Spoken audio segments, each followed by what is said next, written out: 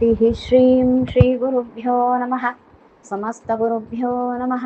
हरिः श्रीं सर्वैर्गिरीन्द्रसदनैः मदनोऽपिदारैः दूरीकृतश्च बदरीपुरवासिभिस्तैः यस्याश्रयात् सकलदैवतदैवतेशं व्यासं सुशान्तमनिशं मनसा स्मरामि। आचार्यः पवनोऽस्माकम् आचार्याणि च भारती देवो नारायणः श्रीशः देवी मङ्गलदेवता विश्वोत्तमं हरिं श्रीशं विश्वजीवोत्तमानिलं विश्वोत्तमगुणाकारं विश्वोत्तमयतिं श्रये अशेषवेदान्तकृतान्तसारं व्याख्याविहारान् हरिभक्तिसिन्धून् त्रिविक्रमार्यान् परमान् गुरून् मे नारायणार्यांश्च गुरून् नमामि। हरिः श्रीं श्रीगुरुभ्यो नमः। समस्तगुरुभ्यो नमः। हरिः श्रीं ಶ್ರೀಮನ್ಮಧ್ವವಿಜಯ ಮಹಾಕಾವ್ಯದ 5ನೇ ಸರ್ಗದಲ್ಲಿ ನಾವು ವಿಚಾರ ಮಾಡ್ತಾ ಇದ್ದೇವೆ. ಈಗ ಆಚಾರ್ಯ ಮಧ್ವರು ಆಯಾವ ಅನೇಕ ವಿದ್ವಾಂಸರ ನಡುವೆ ಮಾತಾಡುವಾಗ ಭಾಷ್ಯದ ಬಗ್ಗೆ ಸೂತ್ರ ಭಾಷ್ಯ ಅಂದರೆ ಬ್ರಹ್ಮಸೂತ್ರಗಳ ಭಾಷ್ಯ ಏನುಂಟೋ ಅದು ಶಾಂಕರ ಭಾಷ್ಯ. ಅಂದಿನ ದಿನದಲ್ಲಿ ಶಾಂಕರ ಭಾಷ್ಯ ಇದ್ದದ್ದು.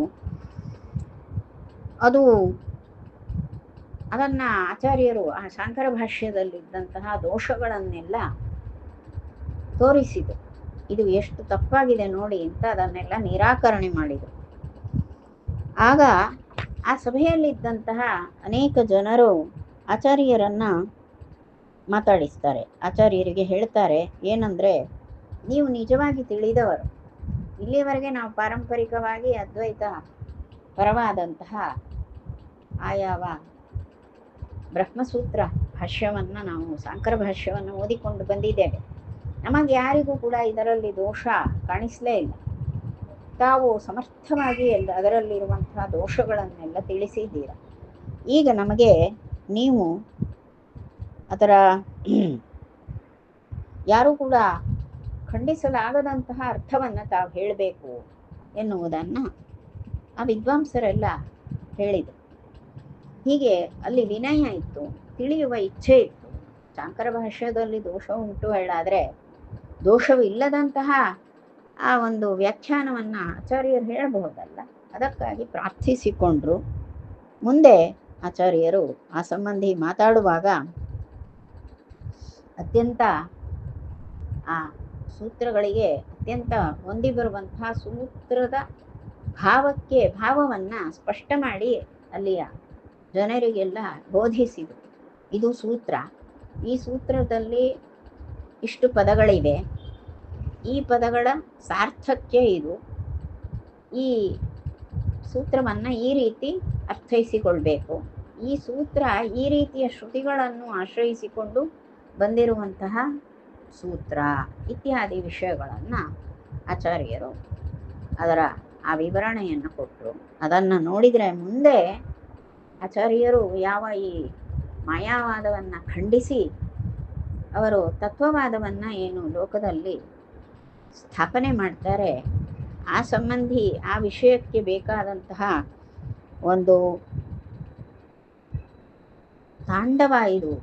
ಆ ಒಂದು ಆಚಾರ್ಯರ ಆ ಮಾತಿನ ಓಘ ಇದೆಯಲ್ಲ, ಅಂದರೆ ತತ್ವವಾದದ ಸಿದ್ಧಾಂತವನ್ನು ಹೇಳುವಂತಹ ಒಂದು ಓಘ, ಅದಕ್ಕೆ ಈ ರೀತಿಯ ಆಚಾರ್ಯರ ವ್ಯಾಖ್ಯಾನ ಇದು ಸೂಚಕವಾಣಿಸ್ತದೆ.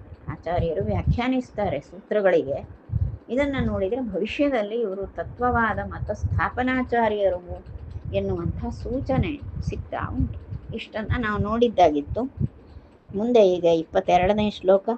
ಬುಭುತ್ಸಯಾ ಮತ್ಸರವರ್ಜಿತಾಂಜನಾನ್ ಸಮತ್ಸರಾನ್ ವಿಜಿಗೀಷಯಾ ಗತಾನ್ ಶ್ರುತಪ್ರವೀಣಾನ್ ಅತಿತಾರ್ಕಿಕಾನ್ ಮುಹುಃ ಭಂಗ್ಯಾನಯಾ ಭಂಗಮುಪಾನಿನಾಯ ಸಹ ಎನ್ನುವಂತಹ ಶ್ಲೋಕ. ಅಲ್ಲಿ ಆ ಒಂದು ಸ್ಥಳದಲ್ಲಿ ಅಂದರೆ ಆ ಅನಂತೇಶ್ವರ ದೇವಸ್ಥಾನ ಅತ್ಯಂತ ಪವಿತ್ರ ಸನ್ನಿಧಿ. ಅಲ್ಲಿ ಆ ಅನಂತೇಶ್ವರನ ಸರ್ವೋತ್ತಮತ್ವವನ್ನೇ ಹೇಳಬೇಕಾಗಿ ಇರುವಂತಹದ್ದು. ಹಾಗಾಗಿ ಅಲ್ಲಿ ತುಂಬಿದಂತಹ ವಿದ್ವಜ್ಜನ ಸ್ತೋಮ, ಅಲ್ಲಿ ಬಂದವರಲ್ಲಿ ಬಹುಜನ ತಿಳಿಯಬೇಕೆನ್ನುವ ಆಸೆ ಉಳ್ಳವರು, ತಿಳಿಯುವ ಆಸೆ ಉಳ್ಳವರು ಬ್ರಹ್ಮಸೂತ್ರಗಳು ಉಂಟು. ಅವುಗಳ ಯಥಾರ್ಥ ಭಾವ ಏನು ಎನ್ನುವುದನ್ನು ತಿಳಿಯುವ ಆಶೆಯಿಂದ ಬಂದವರು ಬಹುಮಂದಿ ಇದ್ದಾರೆ. ಮತ್ತು ಅವರ ಮನಸ್ಸಿನಲ್ಲಿ ಯಾವ ರೀತಿಯ ಅನಾದರವೋ, ಅಶ್ರದ್ಧೆಯೋ ಅಥವಾ ಅಸೂಯೆಯೋ ಏನೂ ಇರಲಿಲ್ಲ. ಆಚಾರ್ಯರ ಬಗ್ಗೆ ಅಸೂಯೆ ಅಂತೂ ಇಲ್ಲವೇ ಇಲ್ಲ, ಅಶ್ರದ್ಧೆ ಇಲ್ಲ, ಅವರಿಗೆ ಆಲಸ್ಯವೂ ಇಲ್ಲ. ತಿಳಿಯಬೇಕು, ಆಚಾರ್ಯರ ಮುಖದಿಂದ ಆ ಬ್ರಹ್ಮಸೂತ್ರಗಳ ಭಾವವನ್ನು ತಾವು ಗ್ರಹಿಸಬೇಕು ಎನ್ನುವಂಥ ಆಶೆಯಿಂದ ಬಂದಂಥವರು ಬಹಳ ಜನ ಇದ್ದರು. ಹಾಗೆಯೇ ಅಲ್ಲಿ ಬಹಳಷ್ಟು ವೇದಾಧ್ಯಯನ ಮಾಡಿದಂತಹ ವಿದ್ವಾಂಸರಿದ್ದಾರೆ. ಜೊತೆಗೆ ಬಹಳಷ್ಟು ತರ್ಕ ಮಾಡುವಂತಹ, ತರ್ಕದಲ್ಲಿ ಬಹಳ ಪರಿಣತಿಯನ್ನು ಹೊಂದಿದಂಥವರು ಇದ್ದಾರೆ, ತರ್ಕಶಾಸ್ತ್ರಿಗಳು. ಹಾಗೆಯೇ ಏನೇ ಇರಲಿ, ನಾವು ಸಾಕಷ್ಟು ವರ್ಷ ಅಧ್ಯಯನ ಮಾಡಿದ್ದೇವೆ, ಈಗಾಗಲೇ ಬಹು ಸಭೆಗಳಲ್ಲಿ ಭಾಗವಹಿಸಿದ್ದೇವೆ. ಈ ಪೂರ್ಣಪ್ರಜ್ಞರೇನು ಹೆಚ್ಚಿನ ಜನ, ಇವರನ್ನು ನಾನು ಗೆದ್ದು ಬಿಡ್ತೇನೆ, ಇವರೇನು ಹೇಳ್ತಾರೋ ಹೇಳಿ, ಅದರ ಮೇಲೆ ನಾನು ಆಕ್ಷೇಪ ಮಾಡಿ ಆಚಾರ್ಯ ಮಧ್ವರು ಈ ಪೂರ್ಣಪ್ರಜ್ಞರು ಹೇಳುವ ವಿಷಯ ತಪ್ಪು ಎನ್ನುವುದನ್ನು ನಾನು ತೋರಿಸ್ತೇನೆ, ಇವರ ವಾದವನ್ನು ನಾನು ಭಂಗ ಮಾಡ್ತೇನೆ ಎನ್ನುವಂತಹ ಈ ಬುದ್ಧಿಯಿಂದ ಕೆಲವರು, ಅಂದರೆ ಪೂರ್ಣಪ್ರಜ್ಞರನ್ನೇ ಗೆಲ್ಲಬೇಕು ಎನ್ನುವಂತಹ ಬುದ್ಧಿ ಉಳ್ಳಂತಹ ಕೆಲವರು ಇದ್ದರು. ಹೀಗೆ ಒಂದು ಸಭೆ, ಆ ಸಭೆಯಲ್ಲಿ ಅತ್ಯಂತ ವಿನೀತರು ಆಚಾರ್ಯರಿಂದ ಆ ಬ್ರಹ್ಮಸೂತ್ರ ಭಾವದ ಗ್ರಹಣ ಮಾಡಬೇಕು ಅಂತ ಆ ಶಾಸ್ತ್ರ ರಸಿಕತೆ ಉಳ್ಳವರಿದ್ದಾರೆ, ತಿಳಿಯ ಬಯಸುವ ಜನ ಇದ್ದಾರೆ. ಅವರಿಗೆ ಯಾವ ರೀತಿಯ ಅಶ್ರದ್ಧೆ ಇಲ್ಲ, ಅಸೂಯೆ ಇಲ್ಲ ಅಂತಹವರು. ಮತ್ತೆ ಕೆಲವರು ತರ್ಕದಲ್ಲಿ ಬಹಳ ವಿದ್ವಾಂಸರು, ಯಾವ ರೀತಿಯ ವಾದ ಯಾವ ಶೈಲಿಯಲ್ಲಿ ಹೋದರೂ ಕೂಡ ತರ್ಕದ ಪಟ್ಟುಗಳು ಹಾಕುವುದರಲ್ಲಿ ಒಳ್ಳೆ ನಿಸ್ಸೀಮರಾದಂತಹ ವಿದ್ವಾಂಸರು ಕೆಲವರು, ಒಳ್ಳೆ ವೇದಾಧ್ಯಯನ ಸಂಪನ್ನರು ಬಹುಜನ ಇದ್ದಾರೆ. ಆದರೆ ಹೇಗಾದರೂ ಸರಿ ಇವರನ್ನು ಗೆಲ್ಲಬೇಕು, ಇವರನ್ನು ಸೋಲಿಸಿ ಬಿಡಬೇಕು, ತಾವು ಗೆಲ್ಲಬೇಕು ಎನ್ನುವಂತಹ ಆಸೆ ಉಳ್ಳವರು ಬಹಳ ಜನ ಇದ್ದರು. ಆದರೆ ಎಲ್ಲ ರೀತಿಯ ಜನರಿಗೂ ಕೂಡ ಆಚಾರ್ಯರ ಈ ಬ್ರಹ್ಮಸೂತ್ರ ಭಾವವನ್ನು ವಿವರಿಸುವಾಗ ಎಲ್ಲರೂ ಸುಮ್ಮನಾಗಿಬಿಟ್ರು. ಯಾಕೆಂದರೆ ಯಾರಿಗೂ ಯಾವ ಮಾತು ಹೊರಡಲಿಲ್ಲ. ಆಚಾರ್ಯರು ಅತ್ಯಂತ ಸರಿಯಾದಂತಹ ಯಥಾರ್ಥವಾಗಿ ಆ ಸೂತ್ರ ಭಾವ ಏನುಂಟು ಅದನ್ನು ಹೇಳಿದರು. ಸೂತ್ರಗಳ ಯಥಾರ್ಥ ಭಾವವನ್ನು ಆಚಾರ್ಯರು ತಿಳಿಯಾಗಿ ಅಲ್ಲೆಲ್ಲರಿಗೂ ಬೋಧಿಸಿದಾಗ ಈ ಎಲ್ಲ ವಿವಿಧ ಮನೋಭಾವದ ವಿದ್ವಾಂಸರೇನಿದ್ರು ಅವರಿಗೆಲ್ಲ ಇದು ಸಮ್ಮತ ಅನ್ನಿಸ್ತು, ಅವರೆಲ್ಲರ ಮನಸ್ಸಿಗೆ ಇದು ಹಿಡಿಸ್ತು. ಹಾಗಾಗಿ ಅವರೆಲ್ಲರೂ ಕೂಡ ಸುಮ್ಮನಾದ, ಆಚಾರ್ಯರನ್ನೇ ಖಂಡಿಸಬೇಕು, ಇವರಲ್ಲಿ ದೋಷವನ್ನು ಹೇಳಬೇಕು. ಆಚಾರ್ಯರು ಈಗೇನು ಹೇಳಲಿಕ್ಕಿದ್ದಾರೆ, ಸೂತ್ರಭಾವವನ್ನು ವರ್ಣಿಸಿದರೆ ವಿವರಿಸಿದರೆ ಅದರಲ್ಲಿ ತಪ್ಪು ಹುಡುಕಬೇಕು ಅಂತ ಇದ್ದವರು ಕೂಡ ಈಗ ಬಾಯಿ ಮುಚ್ಚಿಕೊಂಡು ಆಕ್ಷೇಪ ಮಾಡಲಿಕ್ಕೆ ಏನೂ ಇಲ್ಲ, ಅಷ್ಟು ತಿಳಿಯಾಗಿ ಆಚಾರ್ಯರು ಮಾತಾಡ್ತಾರೆ. ಹೀಗಾಯಿತು.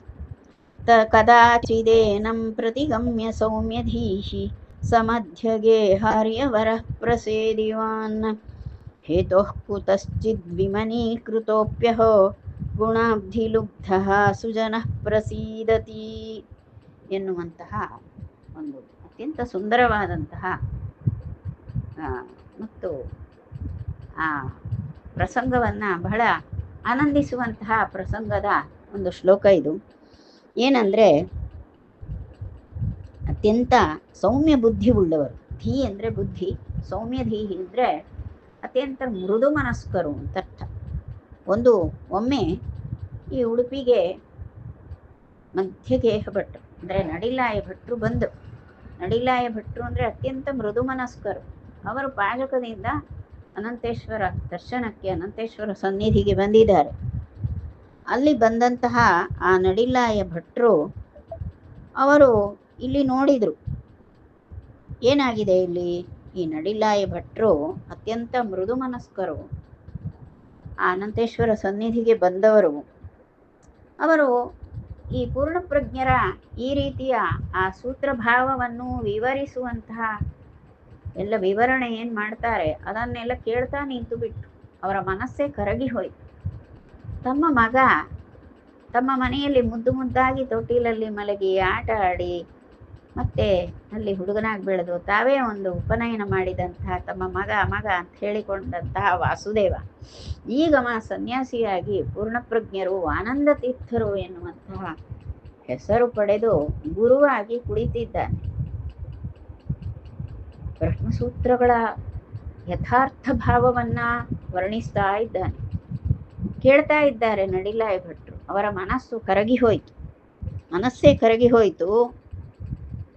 ಹಿಂದೆ ಇದೇ ಈ ತಮ್ಮ ಮಗ ವಾಸುದೇವ ಅಂತ ಕರೆಸಿಕೊಂಡು ತಮ್ಮ ಮನೆಯಲ್ಲಿದ್ದವ ಸನ್ಯಾಸ ಸ್ವೀಕಾರ ಮಾಡಿಕೊಳ್ತೇನೆ ಎಂದಾಗ ತಾನು ಬಹಳ ವಿರೋಧ ಮಾಡಿದ್ದು, ಒರಟಾಗಿ ಮಾತಾಡಿದ್ದು, ತಮ್ಮ ಮನಸ್ಸಿಗೆ ಆದಂತಹ ಬಹುವಿಧ ಮನಸ್ಸು ಕೆಡಿಸಿಕೊಂಡಿದ್ದು, ಮನಸ್ಸೆಲ್ಲ ಕೆಟ್ಟಿತ್ತಲ್ಲ, ಅವೆಲ್ಲವೂ ಕೂಡ ನೆನಪಾಯಿತು. ಆದರೆ ಈಗ ಅವೆಲ್ಲ ತಿಳಿಯಾಗಿ ಹೋಯಿತು. ಅರೆ, ಬರಿದೆ ನಾನು ಇಂತಹ ಪ್ರತಿಭಾಶಾಲಿಯಾದಂತಹ ಸರ್ವಜ್ಞನಾಗಿರುವ ಮಗನನ್ನ ಸನ್ಯಾಸ ಸ್ವೀಕಾರ ಮಾಡ್ತಾನೆ ಎನ್ನುವ ಕಾರಣಕ್ಕೆ ಹೊರಟಾಗಿ ಇವನಿಗೆ ಮಾತಾಡಿದ್ದೆ ಅಂತ ಪಶ್ಚಾತ್ತಾಪವೂ ಆಯಿತು. ಹೀಗೆ ಹಿಂದೆ ವಿರೋಧ ಮಾಡಿದ್ದಂತಹ ಮಗನನ್ನು ಕುರಿತು ವಿರೋಧ ಮಾಡಿದಂತಹ ನಡಿಲಾಯ ಭಟ್ರು ಈಗ ಮೆತ್ತಗಾಗಿ ಬಿಟ್ರು. ಮೊದಲೇ ಮೃದು ಮನಸ್ಸು, ಈಗ ಮನಸ್ಸು ಮತ್ತೂ ಮೆದುವಾಗಿ ಹೋಯಿತು. ಈ ಪೂರ್ಣಪ್ರಜ್ಞರ ಮಾತುಗಾರಿಕೆಯನ್ನ ಕೇಳಿ. ಯಾಕೆ ಅಂದರೆ ಸಜ್ಜನರ ಸ್ವಭಾವ ಅದು. ಯಾಕೆ ಅಂದರೆ ಗುಣಾಬ್ಧಿಲುಬ್ಧ ಸುಜನ ಪ್ರಸೀದತಿ ಎನ್ನುವ ಮಾತು. ಅಂದರೆ ಸಜ್ಜನರಾದವರು ಆ ಗುಣಪೂರ್ಣವಾದಂತಹ ಕಡಲಿನಂತೆ ಅಪಾರವಾದ ಗುಣಪೂರ್ಣತೆಯನ್ನು ಕಂಡಾಗ ಸಜ್ಜನರು ಕರಗಿ ಬಿಡುವುದು ಸಹಜ ಅಲ್ವಾ? ಹಾಗೇ ಆಯಿತು ನಡಿಲಾಯ ಭಟ್ರಿಗೆ. ಈ ಎಲ್ಲ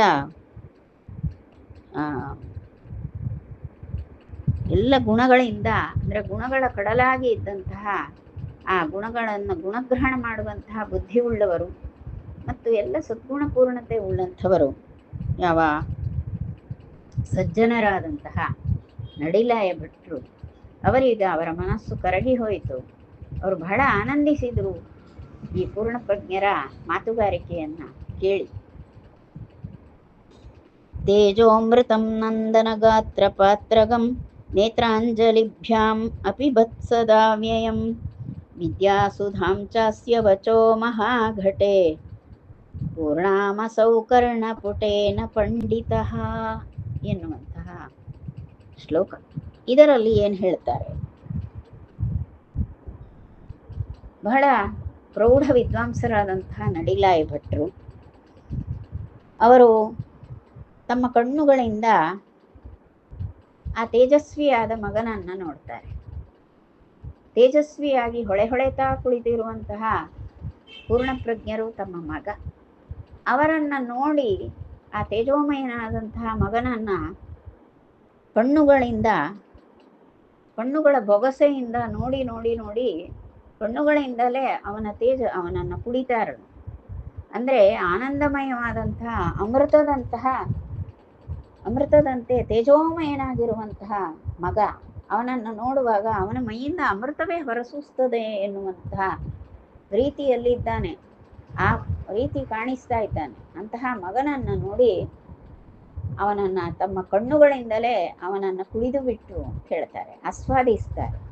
ಅವನ ಆ ತೇಜೋಮಯವಾದಂತಹ ನಿಲುವನ್ನು ನೋಡಿ ಅವನ ಚೆಲುವನ್ನು ಆಸ್ವಾದಿಸ್ತಾರೆ. ಹಾಗೆಯೇ ಅದು ಒಂದು ರೀತಿ ಎಂದಿಗೂ ಕೂಡ ಅವ್ಯಯವಾದದ್ದು. ಅವ್ಯಯಂ ಅನ್ನೋ ಪದವನ್ನು ಇಲ್ಲಿ ಹಾಕ್ತಾರೆ. ಅಂದರೆ ಎಂದೂ ಕೂಡ ಕಡಿಮೆ ಆಗದಂತಹ ಸದಾ ಶಾಶ್ವತವಾದಂತಹ ಸುಧಾಮಯವಾದಂತಹ ದೇಹಾಕೃತಿ.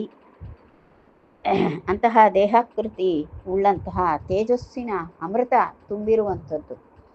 ಅದನ್ನು ಈ ನಮ್ಮ ನಡಿಲಾಯ ಭಟ್ರು ಕುಡಿದರು, ಕಣ್ಣಿನಿಂದ ಕುಡಿದರು ಅಂತ ಹೇಳ್ತಾರೆ. ಹಾಗೆಯೇ ಅವರ ಕಿವಿಗಳ ಪಾತ್ರೆಯಲ್ಲಿ, ಎರಡೂ ಕಿವಿಗಳ ಪಾತ್ರೆಯಲ್ಲಿ ಆ ಪೂರ್ಣಪ್ರಜ್ಞರ ಮಾತುಗಳೆನ್ನುವಂಥ ಅಮೃತವನ್ನು ತುಂಬಿಕೊಂಡು, ಪಾತ್ರೆಯಲ್ಲೇ ಅಮೃತ ತುಂಬಿಕೊಳ್ಳೋದು, ಏನ ರಸವನ್ನ ಪಾತ್ರೆಯಲ್ಲಿ ತುಂಬಿಕೊಳ್ತೇವಲ್ವಾ, ಹಾಗೆ ತಮ್ಮ ಎರಡೂ ಕಿವಿಗಳೆನ್ನುವಂತಹ ಪಾತ್ರೆಯಿಂದ ಆ ಮಹಾಘಟೆ ಅಂತ ಹೇಳ್ತಾರೆ, ವಚೋ ಮಹಾಘಟೆ ಅಂತ ಹೇಳಿ. ಹಾಗೆ ಆ ತಮ್ಮ ಕಿವಿಗಳೆನ್ನುವಂತಹ ಪಾತ್ರೆಯಿಂದ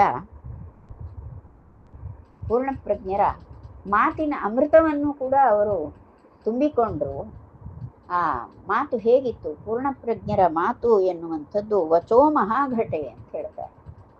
ಮಾತೆನ್ನುವಂತಹ ಅಂದರೆ ಪೂರ್ಣ ದೊಡ್ಡದಾದಂತಹ ಮಡಕೆಯಲ್ಲಿ ತುಂಬಿರುವಂತಹ ಅತ್ಯಂತ ರಸಮಯವಾದಂತಹ ಅಮೃತ ಸಮಾನವಾದ ಮಾತುಗಳೇನಿತ್ತು, ಆ ಮಾತುಗಳನ್ನೆಲ್ಲ ತಮ್ಮ ಕಿವಿಗಳೆನ್ನುವಂತಹ ಪಾತ್ರೆಯಲ್ಲಿ ಹಿಡಿದಿಟ್ಟುಕೊಂಡ್ರು ಆಚಾರ್ಯರು ಮಾತಾಡಿದ್ದನ್ನು ನಡಿಲಾಯ ಭಟ್ರು ಹಿಡಿದುಕೊಂಡ್ರು. ಕಣ್ಣಿನಿಂದ ನೋಡಿ ಆನಂದಿಸಿ ಅವನ ಸೌಂದರ್ಯವನ್ನು ಆಸ್ವಾದಿಸ್ತಾರೆ, ಆ ಚೆಲುವಿನ ಅಮೃತವನ್ನು ಆಸ್ವಾದಿಸ್ತಾರೆ. ಕಿವಿಗಳಿಂದ ಅವರ ಮಾತುಗಳಲ್ಲಿದ್ದಂತಹ ಅಮೃತಾರ್ಥವನ್ನು ಗ್ರಹಿಸ್ತಾರೆ, ತುಂಬಿಕೊಳ್ತಾರೆ. ಅದು ಹೇಗಿದೆ ಅಂದರೆ, ಅಮೃತ ತುಂಬಿದಂತಹ ದೊಡ್ಡ ಮಡಕೆಯಿಂದ ಆ ಸಣ್ಣ ಪಾತ್ರೆಗೆ ನಾವು ದೊಡ್ಡ ಪಾತ್ರೆಯಿಂದ ಬಗ್ಗಿಸ್ಕೊಳ್ತೇವಲ್ಲ, ಆ ರೀತಿಯಾಗಿ ಆ ಮಾತು ಆಚಾರ್ಯ ಮಧ್ವರ ಅಮೃತ ಸಮಾನವಾದಂತಹ ಮಾತುಗಳು ಏನಿತ್ತು, ಆ ಮಾತುಗಳನ್ನು ತಮ್ಮ ಕಿವಿಗಳೆನ್ನುವಂಥ ಪಾತ್ರೆಗಳಲ್ಲಿ ತುಂಬಿಕೊಂಡ್ರು. ಈ ರೀತಿ ಅವರ ಕಣ್ಣಿಗೆ ನೋಡಿ ಮಗನನ್ನು ನೋಡಿ ಕಣ್ಣಿಗೆ ಹಬ್ಬ, ಅವನ ಮಾತುಗಳನ್ನು ಕೇಳಿ ಕಿವಿಗೆ ಹಬ್ಬ, ಒಟ್ಟು ಅವರ ಮನಸ್ಸಿನ ತುಂಬ ಆನಂದ ತುಂಬಿ ಹೋಯಿತು ಎನ್ನುವಂಥದ್ದನ್ನು ಹೇಳ್ತಾರೆ. ಹೀಗೆ ನಡಿಲಾಯ ಭಟ್ರು ಬಹಳ ಆನಂದಿಸಿದರು ಪೂರ್ಣಪ್ರಜ್ಞರನ್ನು ಕಂಡು ಎನ್ನುವಂಥ ವಿಷಯ. ಲೀಲಾ ವಿವಾದೆ ಗುರುಣಾ ಜಗದ್ಗುರೋಃ ಪ್ರಸಂಗತಸ್ತತ್ರ ಚ ತಾದೃಶೇ ಸತಿ ಸೂತ್ರಾರ್ಥವಿಚ್ಛೇತ್ ಕುರು ಭಾಷ್ಯ ಮಂಜಸಯೇತ್ಯಾಕ್ಷೇಪ ಪೂರ್ವಂ ಗುರುರಭ್ಯಧಾದಿಮಂ. ಆ ಕಾಲದಲ್ಲಿ ಆ ದಿನಗಳಲ್ಲಿ ಇದ್ದದ್ದೇನು? ಬ್ರಹ್ಮಸೂತ್ರ ಭಾಷ್ಯವನ್ನು ಪಾಠ ಹೇಳು. ಬ್ರಹ್ಮಸೂತ್ರಗಳನ್ನು ಪಾಠ ಹೇಳುವುದು ಅಂದರೆ ಶಾಂಕರ ಭಾಷ್ಯ ಅನುಸಾರವಾಗಿಯೇ ನಮ್ಮ ಕರಾವಳಿಯಲ್ಲಿ ಸೂತ್ರಗಳ ಪಾಠ ನಡೀತಿತ್ತು, ಶಾಂಕರ ಭಾಷ್ಯದ ಪಾಠ ನಡೀತಿತ್ತು. ಈಗ ಆ ಅರ್ಥವನ್ನು ಈ ಜಗದ್ಗುರುಗಳಾದಂತಹ ಆಚಾರ್ಯರು ಹಾಗೂ ಗುರುಗಳಾದಂತಹ ಅಚ್ಯುತ ಪ್ರಜ್ಞರು ಇಬ್ಬರು ಕೂಡ ಸಲಿಗೆಯಿಂದ ಮಾತಾಡ್ತಾ ಇದ್ದಾರೆ. ಅಚ್ಯುತ ಪ್ರಜ್ಞರಿಗೆ ಜಗದ್ಗುರುಗಳಾದಂತಹ ಪೂರ್ಣಪ್ರಜ್ಞರಲ್ಲಿ ಅತೀವ ವಾತ್ಸಲ್ಯ ಪ್ರೀತಿ ಇದೆ, ಸಲಿಗೆಯೂ ಇದೆ. ಹಾಗಾಗಿ ಆ ಜಗದ್ಗುರುಗಳಾದಂತಹ ಪೂರ್ಣಪ್ರಜ್ಞರು ತಮ್ಮ ಗುರು ಅಚ್ಯುತ ಪ್ರಜ್ಞರಲ್ಲಿ ಸಲಿಗೆಯಿಂದ ಮಾತಾಡ್ತಾರೆ. ಮಾತಾಡುವಾಗ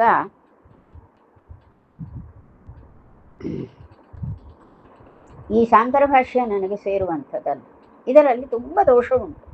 ಈ ದೋಷಪೂರ್ಣವಾದಂತಹ ಆ ಸಂಬಂಧವೇ ಇಲ್ಲದಂತಹ, ಸೂತ್ರಕ್ಕೆ ಸಂಬಂಧವಿಲ್ಲದಂತಹ ಉದ್ದ ಮಾತುಗಳನ್ನಾಡುವಂತಹ ಈ ಒಂದು ಶಂಕರರ ಮಾತೆಲ್ಲ ಭಾಷ್ಯ ಅಂತ ನೀವು ಹೇಳ್ತೀರಾ?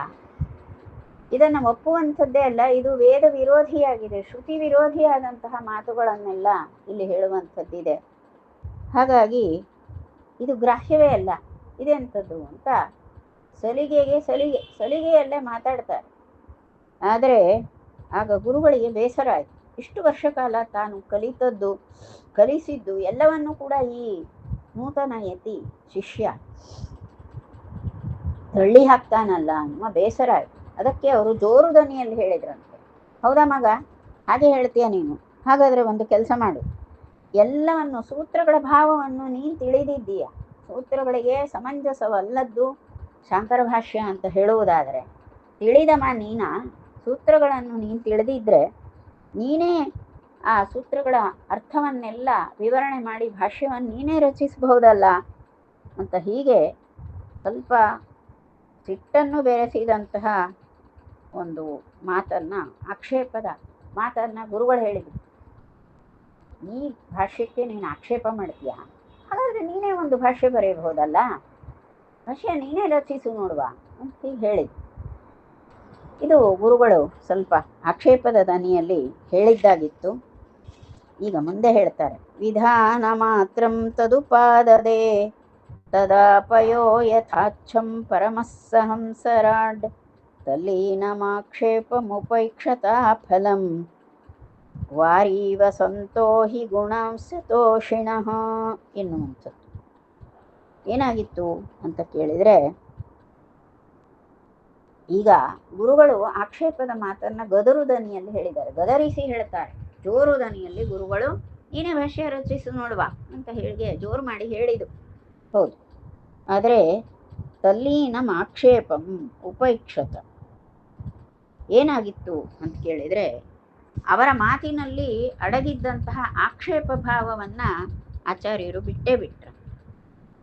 ಎಲ್ಲರಿಗೂ ಕೂಡ ಮಾತಾಡುವಾಗ ಯಾವುದೋ ಒಂದು ಭಾವ ಬರಬಹುದು, ಅದು ಸ್ವಲ್ಪ ಮನಸ್ಸಿಗೆ ಸಮ್ಮತವಲ್ಲವಪ್ಪ.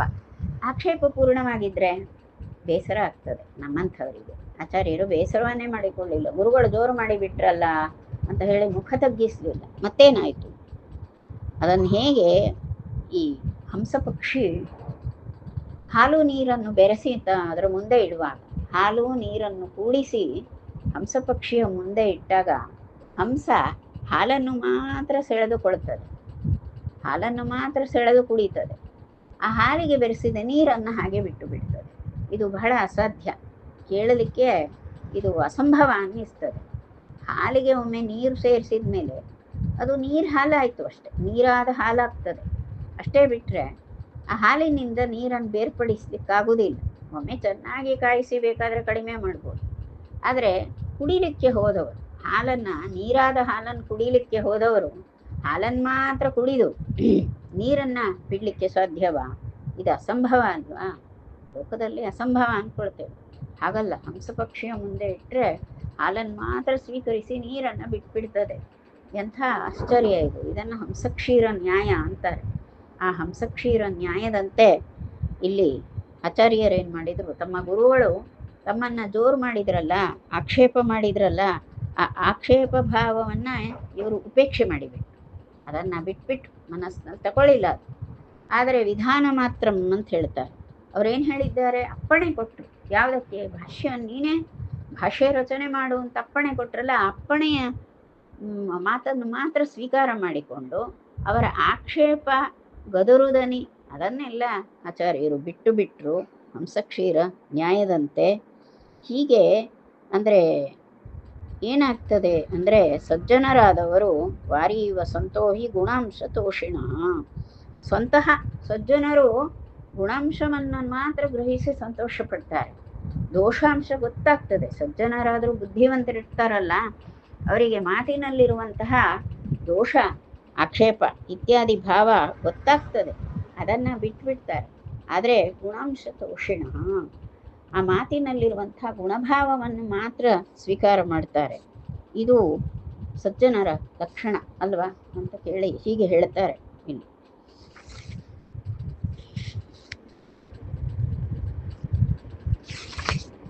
ವೈರಾಗ್ಯ ವೈಯಾತ್ಯ ಸುವಾಕ್ತ್ವಪೂರ್ವಕೈಃ ಯುತೋ ಗುಣೈಃ ಪರಮಹಂಸ್ಯ ಭೂಷಣೈಃ ಜ್ಯೇಷ್ಠೋ ಯತಿರ್ಯೋ ಲಿಕುಚಾನ್ಮಯೋದ್ಭವಃ ತಂಭೂರಿ ಭಕ್ತಿ ಸಕದಾಚಿದಬ್ರವೀದ್. ಅಚ್ಯುತ ಪ್ರಜ್ಞರ ಸನ್ನಿಧಿಯಲ್ಲಿ ಒಬ್ಬ ಯತಿ ಶಿಷ್ಯರಿದ್ದು, ಅನೇಕ ಜನ ಯತಿಗಳು, ಅನೇಕ ಯತೀತರರಾದಂಥ ಶಿಷ್ಯರೆಲ್ಲ ಅಚ್ಯುತ ಪ್ರಜ್ಞರಿಗೆ ಆ ಕಾಲದಲ್ಲಿ ಇದ್ದವರು. ಅನಂತೇಶ್ವರ ದೇವಸ್ಥಾನ ಅಂದರೆ ಅದೊಂದು ವಿದ್ಯಾ ಕೇಂದ್ರ. ಅಲ್ಲಿ ನಮ್ಮ ಅಚ್ಯುತ ಪ್ರಜ್ಞರ ಸನ್ನಿಧಿಯಲ್ಲಿ ಅವರ ಶಿಷ್ಯರಾದ ಯತಿಗಳು, ಯತೀತರರಾದಂಥ ಶಿಷ್ಯರೆಲ್ಲ ಇರುವಂಥ ಸ್ಥಳ. ಅಷ್ಟು ಸೇವಿಸ್ತಿದ್ರು. ಅಚ್ಯುತ ಪ್ರಜ್ಞರಿಂದ ಸಾಕಷ್ಟು ವಿದ್ಯಾಭ್ಯಾಸವನ್ನು ಮಾಡ್ತಾ ಇದ್ದದ್ದು. ಹೀಗೆ ಉಡುಪಿ ಯಾವಾಗಲೂ ಕೂಡ ವಿದ್ಯಾ ಕೇಂದ್ರವೇ. ಆಗ ಆ ಶಿಷ್ಯರಲ್ಲಿ ಹಿರಿಯರಾದ ಯತಿಗಳಿದ್ದು, ಹಿರಿಯ ವಯಸ್ಸಿನ ಯತಿಗಳಿದ್ರು. ಅವರನ್ನು ಜ್ಯೇಷ್ಠ ಯತಿ ಅಂತಲೇ ಇಲ್ಲಿ ಮಧ್ವ ವಿಜಯದ ತುಂಬ ಜ್ಯೇಷ್ಠ ಯತಿ ಅಂತಲೇ ಹೇಳ್ತಾರೆ, ಬಿಟ್ಟರೆ ಅವರ ಹೆಸರು ಇಲ್ಲಿ ತಿಳಿತಾ ಇಲ್ಲ. ಅವರ ಬಗ್ಗೆ ಸ್ವಲ್ಪ ವಿಷಯವನ್ನು ಕೊಡ್ತಾರೆ. ಏನಿದೆ ಅಂದರೆ, ಅಲ್ಲೊಬ್ಬ ಹಿರಿಯ ಯತಿಗಳಿದ್ದಾರೆ. ಅವರು ಪೆಜತ್ತಾಯ ಕುಟುಂಬದವರು. ಕಾಸರಗೋಡಿನಲ್ಲಿ ಇರುವಂತಹ ಆ ಕಾವು ಮಠದ ಮನೆ, ಆ ಕಾವು ಮಠದ ಕುಟುಂಬ, ಕಾವು ಮಠದ ಪೆಜತ್ತಾಯ ಕುಟುಂಬ. ಆ ಪೆಜತ್ತಾಯ ಕುಟುಂಬದ ಮಹನೀಯರೊಬ್ಬರು ಅವರು ಸ್ವಾಮಿಗಳಾಗಿದ್ದರು, ಸನ್ಯಾಸಿಗಳಾಗಿದ್ದರು. ಈ ಅಚ್ಯುತ ಪ್ರಜ್ಞರ ಶಿಷ್ಯರು. ಅವರಿಗೆ ಜ್ಯೇಷ್ಠ ಯತಿಗಳು ಅಂತ ಕರೀತಿದ್ರು. ಹಿರಿಯ ಯತಿಗಳು ಅಂದರೆ ಮೊದಲಿಗೆ ಸನ್ಯಾಸ ಸ್ವೀಕಾರ ಮಾಡಿದವರು. ಅವರಿಗೆ ವೈರಾಗ್ಯ ವೈಯಾತ್ಯ ಸುವಾಕ್ತ್ವ ಪೂರ್ವಕೈಹಿ ಅಂತ ಹೇಳ್ತಾರೆ. ಅವರು ಬಹುಗುಣಗಳಿಂದ ಕೂಡಿದವರು. ಸನ್ಯಾಸಕ್ಕೆ ಬೇಕಾಗಿರುವಂತಹ ಅಗತ್ಯವಾದಂತಹ ಗುಣಗಳಿಂದ ಸಂಪೂರ್ಣರಾದವರು ಈ ಜ್ಯೇಷ್ಠ ಯತಿಗಳು. ಅವರಿಗೆ ಸನ್ಯಾಸಕ್ಕೆ ಅತ್ಯಂತ ಪ್ರಮುಖವಾದಂತಹ ಆಭರಣವಾಗಿರುವಂಥದ್ದೇ ವಿರಕ್ತಿ. ಅಂದರೆ ವಿರಕ್ತಿ ಎನ್ನುವಂಥ ಆಭರಣವನ್ನು ತೊಟ್ಟವರು. ಬಹಳ ನೇರವಾದ ಮಾತುಗಾರಿಕೆ ಇದ್ದವರು. ಹಾಗೂ ಅವರ ಧೈರ್ಯವೂ ಇತ್ತು. ಒಳ್ಳೆ ದಿಟ್ಟರಾಗಿದ್ದಾರೆ. ದಿಟ್ಟತನ ಇದೆ, ನೇರವಾದ ಮಾತುಗಾರಿಕೆ ಇದೆ. ವೈರಾಗ್ಯಾಭರಣವನ್ನು ಹೊಂದಿದಂತಹ ಜ್ಯೇಷ್ಠ ಯತಿಗಳವರು. ಅವರು ಹೀಗೆ ಸನ್ಯಾಸಕ್ಕೆ ಬೇಕಾದಂತಹ ಎಲ್ಲ ಗುಣಗಳಿಂದ ತುಂಬಿದವರು. ಪಾರಮಹಂಸ್ಯ ಭೂಷಣೈ ಅಂತ, ಪರಮಹಂಸಾಶ್ರಮಕ್ಕೆ ಬೇಕಾದ ಆಭರಣಗಳೆಲ್ಲವನ್ನು ಹೊಂದಿದವರು ಅಂತ. ನಾವು ತೊಡುವ ಆಭರಣ ಅಲ್ಲ, ಸನ್ಯಾಸಕ್ಕೆ ಬೇಕಾದಂತಹ ಅತ್ಯಂತ ಅಮೂಲ್ಯವಾದಂತಹ ಆಭರಣಗಳಾದಂತಹ ವಿರಕ್ತಿ, ದಿಟ್ಟತನ, ನೇರ ಮಾತುಕತೆ, ನೇರ ಮಾತುಗಾರಿಕೆ, ತ್ರಿಕರಣಗಳ ಶುದ್ಧಿ ಎಲ್ಲವನ್ನೂ ಹೊಂದಿದಂಥವರು ಆ ಹಿರಿಯ ಯತಿಗಳು. ಅಂತಹ ಜ್ಯೇಷ್ಠ ಯತಿಗಳು ಅವರು ದಿಕ್ಕುಚ ವಂಶದವರು, ಅಂದರೆ ಪೆಜತ್ತಾಯಿ ಕುಟುಂಬದವರು. ಅವರು ಭೂರಿಭಕ್ತಿ, ಅವರು ಅತ್ಯಂತ ಹರಿಭಕ್ತಿ ಸಂಪನ್ನರು, ಅತಿಶಯವಾದಂತಹ ಹರಿಭಕ್ತಿ ಸಂಪನ್ನರು. ಅವರೊಮ್ಮೆ ಪೂರ್ಣಪ್ರಜ್ಞರನ್ನು ಕುರಿತು ಮಾತಾಡಿದ್ದಾರೆ, ಕೇಳ್ತಾರೆ. ಪೂರ್ಣಪ್ರಜ್ಞರ ಸಮೀಪದಲ್ಲಿ ಪೂರ್ಣಪ್ರಜ್ಞರನ್ನು ಕುರಿತು ಕೇಳ್ತಾರೆ. ವಿರೋಧಿ ವೇದಾಂತ ಕೃತಾಂತ ಸಂಪದಾಂ ಭಾಷ್ಯಾದಿಕಂ ಚೇದಿದಮಸ್ತು ಕಾಕ್ಷತಿ ಅಸ್ಮಭ್ಯಮಾಚಕ್ಷ್ವ ವಿಚಕ್ಷಣೋಚಿತಂ ಭಾವಂತು ಸೂತ್ರೋಪನಿಷದ್ವಿವಕ್ಷಿತಂ ಎನ್ನುವಂತಹ ಮಾತನ್ನು ಹೇಳ್ತಾರೆ. ಈ ಮಾತಿನ ವಿಚಾರವನ್ನು ಮತ್ತೆ ಮಾಡುವ. ಬ್ರಹ್ಮಾರ್ಪಣಮಸ್ತು.